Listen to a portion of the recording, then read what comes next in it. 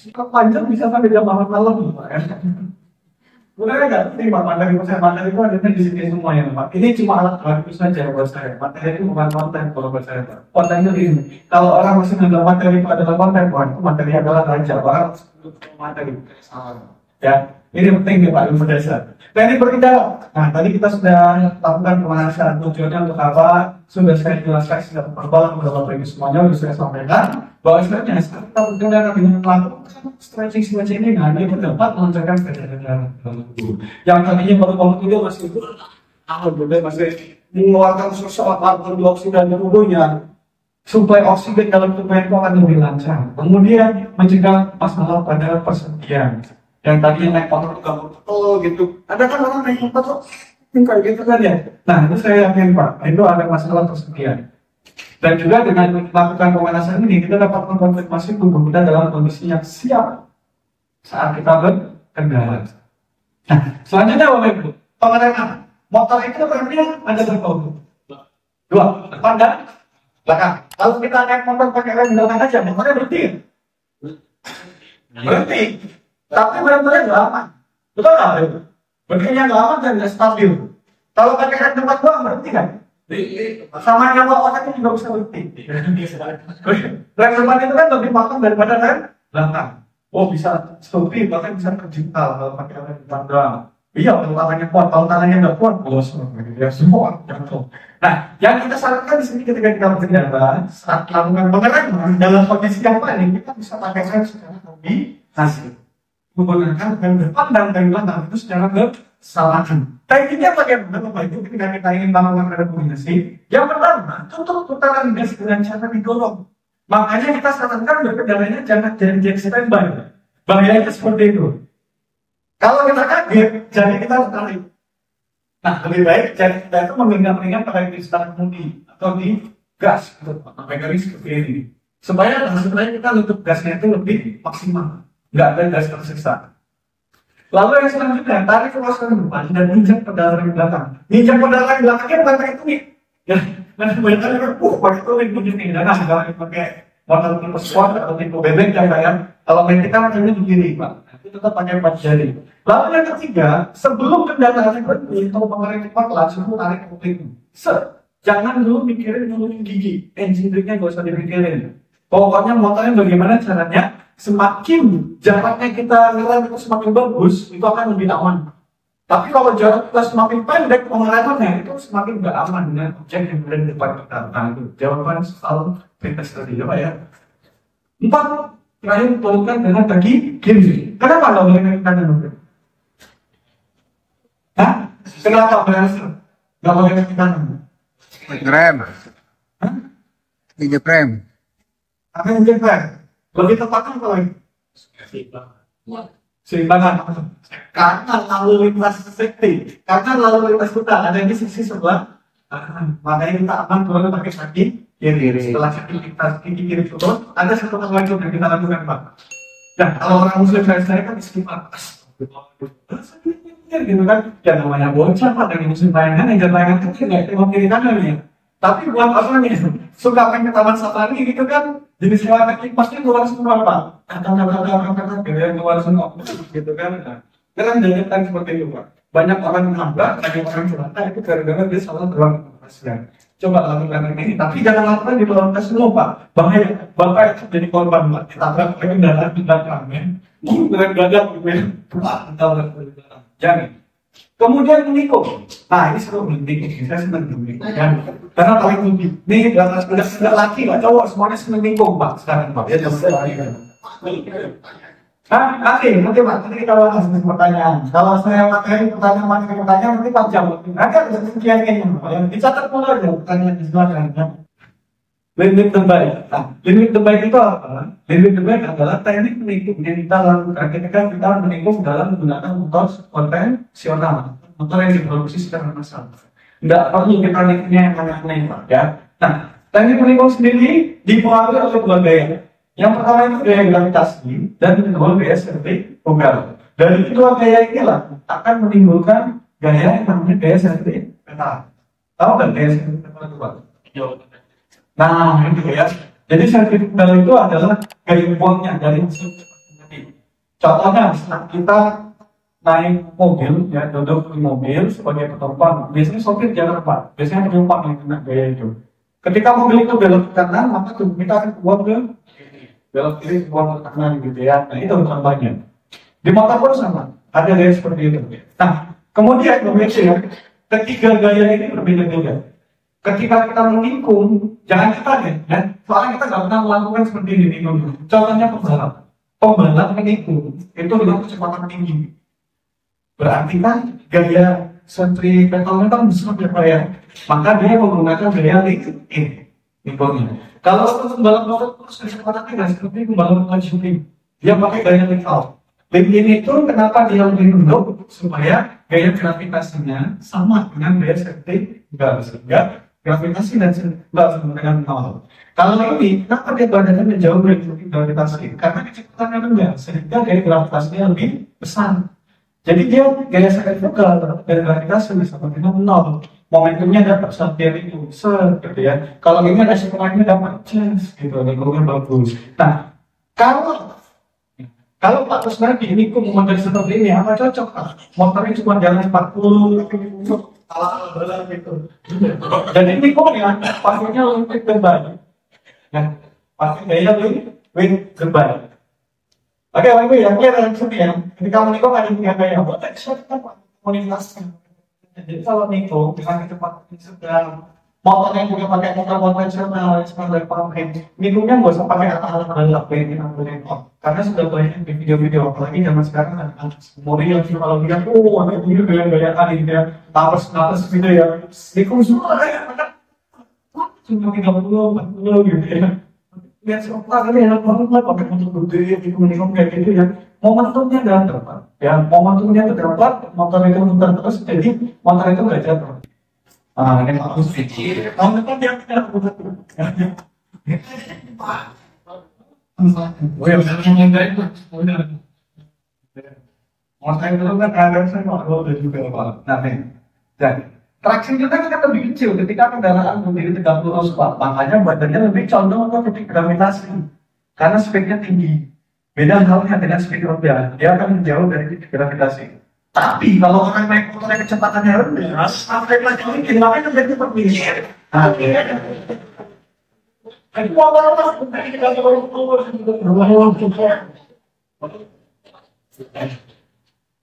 Jadi yang mana limit terbaik itu adalah pengendara dan sepeda motor yang garis lurus, tidak seperti ini. Ya, ini menjauh. Kalau ini masuk ke titik, kalau ini enggak, dia segaris lurus. Supaya lingkungnya lebih enak dan lebih smooth, lebih safety lah seperti itu. Lalu tekniknya bagaimana Bapak Ibu? Ya, tekniknya seperti ini, ketika Anda melewati tikungan dengan aman, yang pertama kali Anda lakukan adalah pelan saat memasuki tikungan, bukan mengerem di tikungan. Tadi, ya, contohnya yang saya peragakan, bukan mengerem saat tikungan, maka kendaraan Anda akan berorientasi ke jalan itu. Mengurangi kecepatannya itu saat sebelum masuk tikungan, baru tikungan. Pandangan yang melihat ke arah yang menuju. Lihat jauh kali begitu. Nah, ngeliat biasa ya, biasa ya, baik murah, itu salah satu. Jangan dua-duanya, maksudnya nanti kalau mau nikung ya, nikung mbak maksudnya, kan bayarnya di depan harusnya kan, nikung harus benar, ya. Kemudian kontrol speednya, kecepatannya pak. Karena tadi traksi roda akan berbeda. Ketika kita menikung dan berdiri tegak lurus. Jadi tegak lurus itu kan banyak lebih banyak lepasnya yang banyak. Traksi itu adalah daya cengkram ban terhadap linear jalan, baik aspal ataupun jalan. Lalu yang selanjutnya, pakai rem belakang saja Pak. Pakai rem belakang saja. Kenapa kita larang pakai rem depan? Tadi balik lagi ke peraturan pertama. Traksi roda itu lebih kecil roda depan ketimbang roda belakang. Belakang kan banyak lebih besar ya. Nah jadi namanya pakai rem belakang saja. Setelah melewati tikungan, melintasi tikungan, nah lalu ke pelaminan, ya. Jadi tambah kecepatan. Ini ada kaitannya loh mas ya. Kalau ingin belajar dan paham itu ada kaitannya sama ya. Baru tambah kecepatannya. Gitu pak. Oke, itu untuk teknik menikung. Nah jadi kalau di nikung-nikung ya, secara yang lancar boleh apa kita atur kelas lagi di sini. Mau Sabtu mau Minggu nggak masalah ya. Yang penting jangan jam kerja. Nah itu nanti hitungannya profesional. Oke. Baik, materi terakhir ya sebelum kita tutup untuk proses apa kita mau adakan coffee break dulu lah. Ya, Alisap ya. Tahu kan dia butuh oksigen bisa tinggal gitu. Pak, share nikotin. Kadang nikotin di kepala saya udah mulai berkurang mas. Jadi banyak kalau dibeli. Kita bablas saja biar publiknya nyaman, habis itu bisa sholat asar seperti ya. Tanggung dikit lagi mas. Ya, lanjut ya. Terakhir, itu prediksi bahaya ataupun danger prediction. Nah, ketika berkendara semua pengendara ya, baik pengendara helikopter, pengendara kereta, pesawat, semuanya yang berkaitan dengan berkendara dan melintasi lalu lintas akan terjadi yang namanya mekanisme reaksi, termasuk kita yang dari kelas ini Bapak Ibu semuanya. Mekanisme reaksi adalah sebuah proses kita bisa mengidentifikasi suatu objek. Apapun itu objeknya yang ada di depan kita ketika kita sedang berada di lalu lintas umum. Contoh di sini kita melihat anak-anak yang sedang bermain di pinggir jalan, ada mobil terparkir, ada tiang listrik lampu, ada kabel-kabel dan lain sebagainya. Ini potensi bahaya Bapak Ibu. Berpotensi tinggi sekali, besar sekali potensi bahaya. Banyak kendaraan juga di sini ya. Lalu dari hasil identifikasi itu kita harus bisa mengambil sebuah keputusan. Keputusannya kita harus ngapain nih? Kalau lihat anak-anak main nih, oh iya, anak-anak tapi harus cepat Pak. Nggak nyampe harus mungkin persen ini saya kan Pak. Harus mikir yang ada keputusan itu. Oh ini anak-anak kalau main ini pinggir jalan kan nggak mikirin namanya bahaya, enggak. Tahunya mereka bercanda, jatuh di jalan, saya harus ngapain? Lindas saja, tabrak, senggol dikit, teriakin atau tidak. Nah itu tergantung ke Bapak Ibu semuanya. Keputusannya mau ngapain? Kemudian yang ketiga, dari hasil keputusan tadi kita harus bisa melakukan pengoperasian. Nah, tiga ini Pak, dari identifikasi keputusan dan pengoperasian itu jedanya itu beda sekali Pak. Kita punya alat Pak, kita punya alat indikator untuk melihat identifikasi seseorang atau mekanisme reaksi seseorang. Ada alatnya, nggak boleh lebih dari 1 detik Pak, harus sekian second melihat bahwa itu harus ambil keputusan. Nah ini yang sulit Pak, buat pengendara. Jadi bisa dikatakan sini orang sering mengalami kecelakaan, orang tabrakan, gitu ya, orang nabrak, itu bisa jadi dia salah dalam mengambil keputusan. Identifikasi itu tandanya seperti itu, tapi proses di sini lama. Loadingnya lama, karena tadi masih Android 10, sekarang kan sudah Android 12. Gitu, harus cepat. Nih ya. Nah, proses ini Pak, orang salah dalam mengambil keputusan biasanya motor kelelahan, 1 bulan terlebur di semak, nggak kasih jeda libur bisa, atau mungkin dia terkena sirkadian. Tahu kan sirkadian Bapak Ibu? Sirkadian nggak tahu Pak. Sirkadian itu adalah sirkulasi tubuh waktu istirahat dan bekerja. Biasanya terjadi kadang dia gini Pak. Saya mau ini gimana ya? Oke. Kerja masuk pagi 1 minggu, malamnya untuk tidur istirahat. Nah, kebalikannya di depannya yang harusnya malamnya dia untuk tidur, tapi malamnya untuk kerja. Akhirnya paginya ngantuk. Nah, itu Pak namanya sirkulasi tubuh untuk istirahat. Ini yang bahaya Bapak Ibu semuanya. Di sini semuanya nggak atau ada yang dikasih. Ada yang gosip, ada yang dikasih. Nah, itu ada tuh Pak sama sirkadian itu ya. Caranya bagaimana konsultasi sama dokter kesayangan lakukan saya Bapak Ibu ya. Nah, bisa terpengaruh dengan awal juga atau obat-obatan.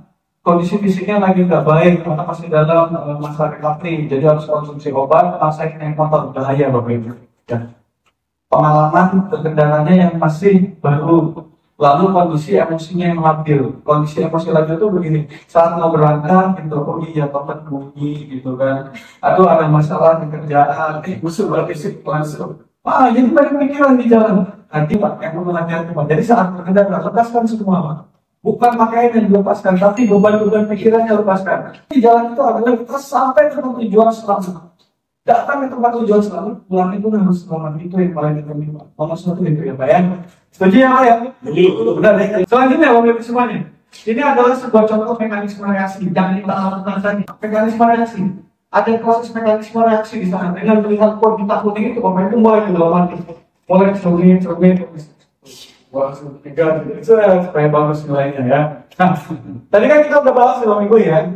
Di kecepatan 40 km per jam, maka kendaraan ini melaju permeternya itu adalah 11,1 per detiknya. Kalau kecepatannya 40 km per jam, 11,1. Nah, kita tadi jaga jarak amalnya berapa? 3 sampai 5 detik. Ya, karena jaraknya 40 sampai 50 ya. Tadi kan ada yang ngecek ya, biasa ya kalau nggak salah ya. Ngecek tadi ya. Nah, semakin jarak aman kita dengan objek yang ada di depan kita, maka kendaraan kita berhentinya pun lebih aman. Tapi kalau jarak pengereman kita lebih dekat dengan objek, maka jarak aman kita berhenti lebih pendek. Bapak Ibu semuanya, dan itu dapat membahayakan kita. Selanjutnya, Bapak Ibu, ini adalah peraturan yang sudah dilakukan oleh Dinas Perhubungan, bahwasanya kalau kita berkendara dengan kecepatan sekian, maka jarak minimal dan jarak amannya pun sekian, Bapak Ibu semuanya. Nah, ini perlu kita update lagi pengetahuan kita. Biasanya ini pol yang kelihatannya Bapak ya, ada biru dan merah, maksimal, minimal dan maksimal. Gitu ya. Kalau jalan umum kan beda-beda ya, karena kan kondisional. Kalau jalannya kosong sepi ya, gas aja gitu. Tadi juga gitu, Pak yang titik jam 8 malam dia tambah kosong gitu ya, jalannya 40 ya, khawatir juga tambahin kecepatan. Ya, kondisional. Tapi kondisional ini jangan kita lakukan semena-mena. Oh, kalau kami naik atau sosok kondisional gitu, saya yang bicara lagi. Jangan, itu bukan kondisional, itu lebih ke membahayakan kalau hal seperti itu. Nah, selanjutnya Bapak Ibu, apapun aktivitas kita yang menggunakan sepeda motor, contoh kalau kita berangkat kerja, Mas Natif contohnya ada berangkat kerja gitu ke mana Sinarmas apa Sinarmas Smart ya, ke Smart ya. Tujuannya untuk apa Mas? Cari pasangan. Untuk apa? Cari duit. Benar. Wah, hebat usaha baca pikiran saya yang kali ini. Itu dia.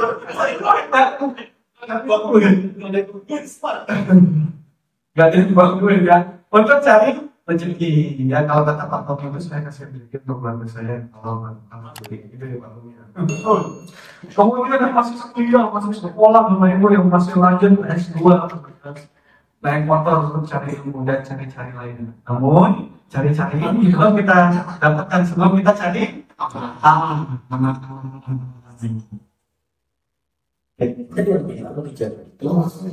cari apa? Cari tujuan, cari jati diri.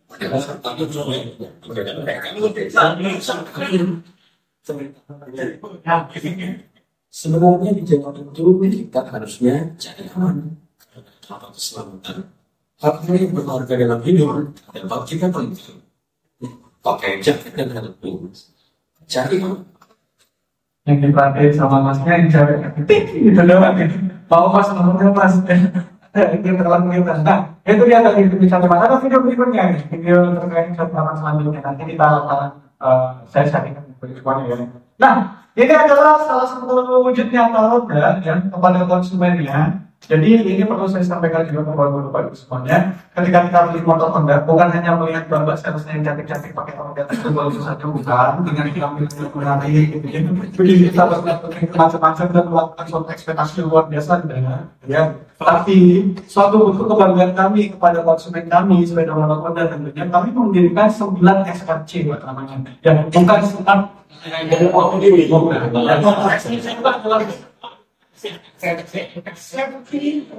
center yang ada di 9 kota dan 9 kabupaten, masing-masing kabupaten atau masing-masing kota. Yang pertama di situ ada di Medan Aceh namanya.